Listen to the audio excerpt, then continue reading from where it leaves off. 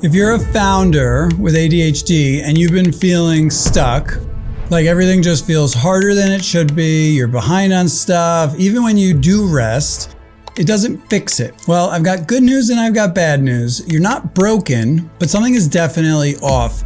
And more than likely, you're probably trying to solve the wrong problem. So in this video, I'm going to walk you through the exact steps I take my private clients through. I'm going to give you two simple ways to figure out what's actually going on, and then two practical things you can do to start pulling yourself out of it. These are the exact same strategies I use with founders who are paying me thousands of dollars to coach them and help them get back into momentum. So by the end of this video, you'll be able to spot the pattern in your own life, know exactly how to respond when it shows up again, and stop feeling like you're just always broken. So definitely stick around. And if we haven't met, I'm Ian Tenenbaum. In the last 2 years, I've helped hundreds of entrepreneurs and founders with ADHD grow their businesses, raise millions of dollars, escape burnout, completely reinvent themselves. I'm going to help you do the same in this video for free.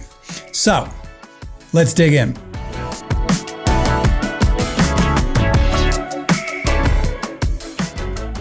Burnout, a term we're using a lot. It's not always about exhaustion. It's not always like we just can't physically move.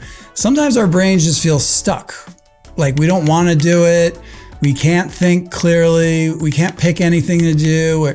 Burnout isn't always like, oh, I'm done, I can't do it. It could just be like, I feel like everything's a struggle and I don't want to do anything. And then we think, well, I need to focus better. I need more tools. I need to push harder. When I see this come up with clients, my first job is to not give them a new solution immediately, not try to see how can we get you to do the thing. The first thing is, how did you end up in this position in the first place? Let's backtrack. If people are constantly out of alignment, or there's these series of events leading up to it, focusing on the moment that you're feeling that burnout and stuck feeling is not going to solve the problem. So it's often your brain saying, this isn't working, I'm done, or I don't want to do it. So once you start seeing the pattern, it's easier to change it. I had a client say to me once, I just can't focus in the afternoon. So every day around 2, I'm hitting a wall and I feel useless and I feel like, I'm getting burnt out. Most people want to try to think about, what are you doing at 2 and what were you trying to do at that time?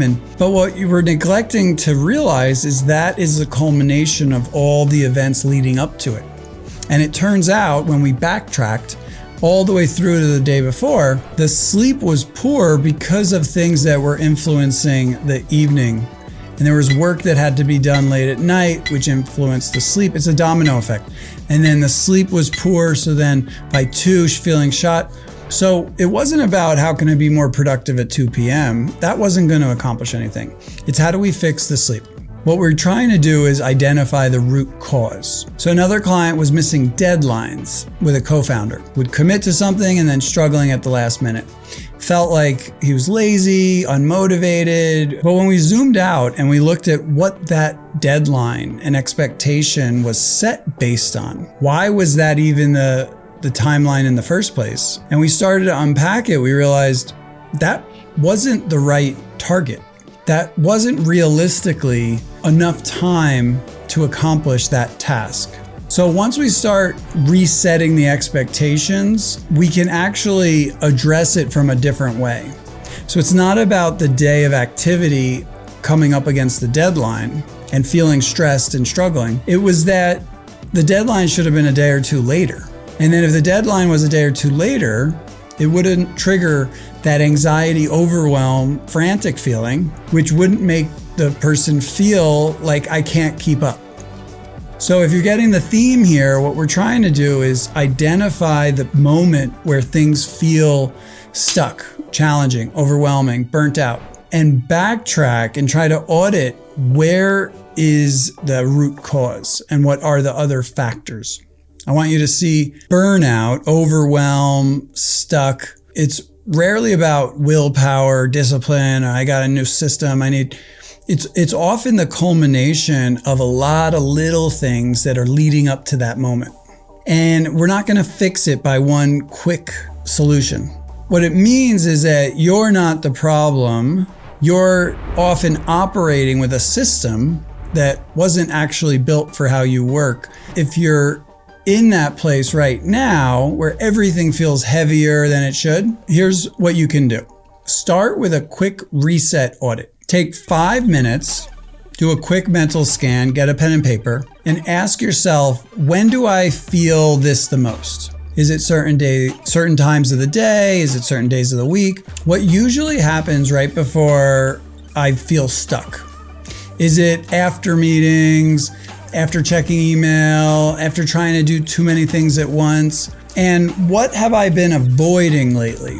Because chances are there's something there that's costing you more energy than you realize. We have a limited battery. We have to choose how to use it. So it's about building an awareness of all the factors. A lot of clients realize just from asking themselves those 3 questions that their whole week is front loaded, or the meetings are scattered, or their calendar's a mess, or context switching between deep work is causing a lot of mental chatter. So we're not gonna fix it with a little Band-Aid on the end. It's about reflecting on the entire setup and noticing how everything is impacting you. So once you've done the audit, the next piece of advice is resetting expectations. So this one is simple.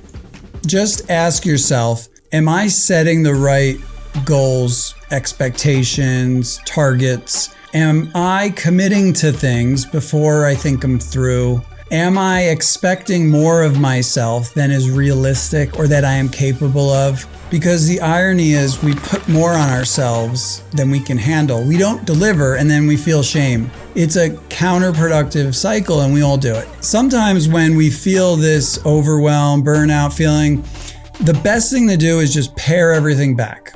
Not because you're gonna do less forever, but because it's a way to get back in alignment with the nervous system. So I have clients do this all the time, and we'll do it for a controlled maybe couple days or a week. Scale it back, get things into a nice rhythm, get the nervous system out of fight or flight. Then you feel clear, more in control. And this works because it meets your brain where it is and what it needs. Often your body and our nervous system is telling us what we need. We got to listen to it. So if you're feeling like you're at a 3 out of 10, don't try to operate and expect a 9. It's just not realistic. It's not helpful. So let me give you an example from my own life, because this happens to me all the time. So when I'm feeling that moment around 2 or 3 sometimes where I'm just hitting a wall and it's foggy and I'm staring at the computer and nothing's really clicking, the old me would have tried to push, would have fought against it, take a break, try again. Before you know it, I'm burning myself out till 10 o'clock at night, and then I'm drained the next day. Nothing done. So what I've done instead is acknowledge that I'm better off getting the rest now, take 10 or 15 minutes and organize the next day so I know what I'm gonna be focused on right away.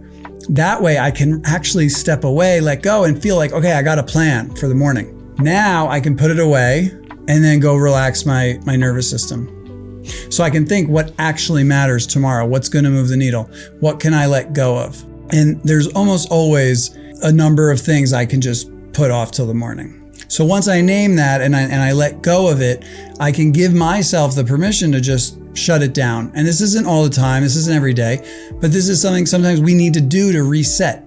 And in the long run, it's actually much better because you get back on track quicker. So sometimes you don't need to do more to get unstuck. You need to plan, anticipate, and then fully let go. So here's the bottom line, the recap. If you're feeling stuck, burnt out, scattered, it's not because you're lazy. So we sometimes feel like I can't do anything, I'm lazy, and it's not a lack of discipline. I just need to have better willpower, discipline. If I had better habits, it's usually because the system you're doing isn't designed well for how you operate naturally.